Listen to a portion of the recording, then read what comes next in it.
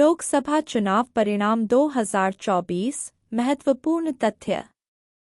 लोकसभा चुनाव 2024 के नतीजे फिलहाल भारत के चुनाव आयोग द्वारा घोषित किए जा रहे हैं। मौजूदा रुझानों के आधार पर ऐसा लगता नहीं है कि सरकार में कोई बदलाव होगा। लोकसभा चुनाव 2024 पूरे भारत में 543 सीटों के लिए 7 चरणों में आयोजित किया गया था। चुनाव का नाम आम चुनाव 2024।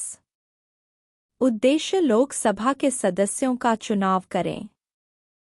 चुनाव मोड प्रथम पास्ट द पोस्ट प्रणाली का उपयोग करते हुए प्रत्यक्ष चुनाव। संवैधानिक प्रावधान अनुच्छेद 81। निर्वाचित निर्वाचन क्षेत्र 543। बहुमत के लिए आवश्यक सीटें 272।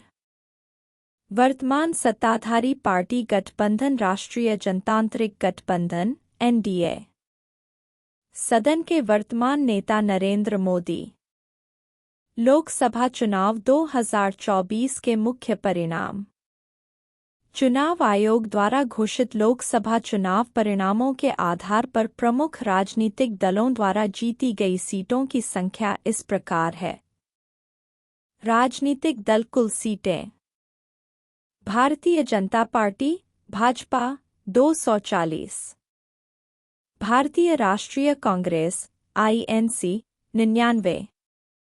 अखिल भारतीय तृणमूल कांग्रेस (एआईटीएमसी) 29। Samajwadi Party Sapa 37। Dravida Munnetra Kazhagam DMK 22। Telugu Desam Party TDP 16। Bharat चुनाव आयोग।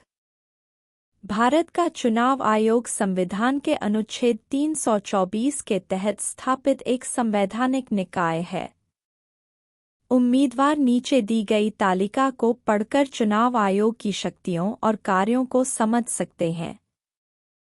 संवैधानिक प्रावधान अनुच्छेद 324। स्थापित करना 25 जनवरी 1950।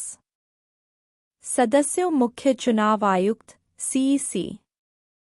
2 चुनाव आयुक्त। नियुक्ति प्राधिकारी भारत के राष्ट्रपति।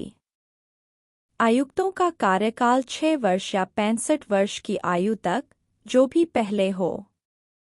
निष्कासन मुख्य चुनाव आयुक्त को राष्ट्रपति संसदीय प्रस्ताव के माध्यम से हटा सकते हैं।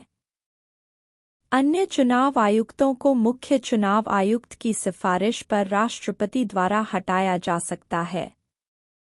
ईसी के कार्य संसद, राज्य विधानसभाओं और भारत के राष्ट्रपति और भारत के उपराष्ट्रपति के कार्यालयों के लिए चुनाव आयोजित करने के लिए जिम्मेदार। वेतन और मुआवजा उन्हें भारत के सर्वोच्च न्यायालय के न्यायाधीशों के समान दर्जा और वेतन मिलता है।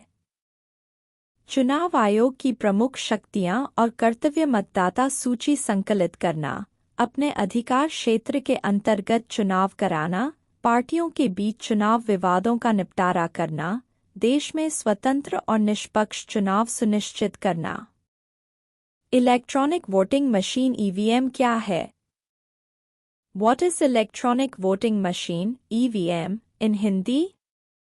इलेक्ट्रॉनिक वोटिंग मशीन, जिसे ईवीएम के रूप में भी जाना जाता है, वोट डालने और गिनती के काम में सहायता करने या उसकी देखभाल करने के लिए इलेक्ट्रॉनिक माध्यमों का उपयोग करके मतदान कर रही है।